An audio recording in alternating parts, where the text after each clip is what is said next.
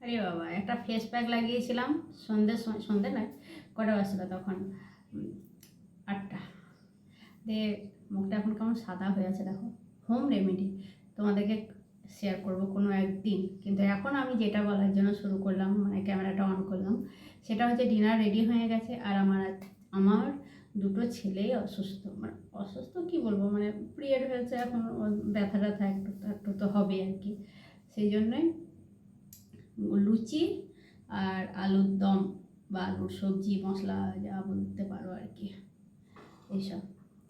আর মানে মেন্স হলে পরে যে শরীর যে কতটা ভেঙে যায়, মানে আমি তো জানি, আমার তো হয় আর কি। হ্যাঁ, ব্যথায় চরম ব্যথা হয়। আর ওদেরও ব্যথা হচ্ছে, সবার ব্যথা হয় না, আমাদের আগে ওরকম ব্যথা হতো না, কিন্তু এখন কেন যে হয় কি জানি। এখন ছোটো ছোটো, এখন তো তোমার 9-10 বছরের মেয়েদেরও হয়ে গেছে।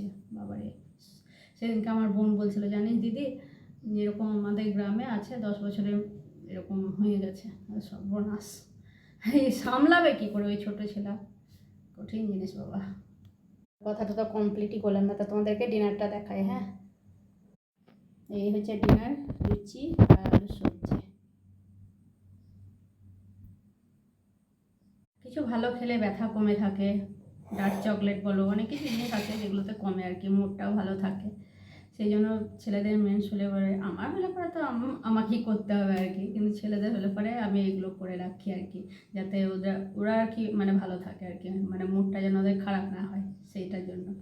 তো চলো, বাই, গুড নাইট। কাল আবার দেখা হবে নতুন একটা ব্লগে। মুখটা বেশ পরিষ্কার লাগছে, তোমাদেরকেও দেবো একদিন এর রেসিপিটা, ঠিক আছে?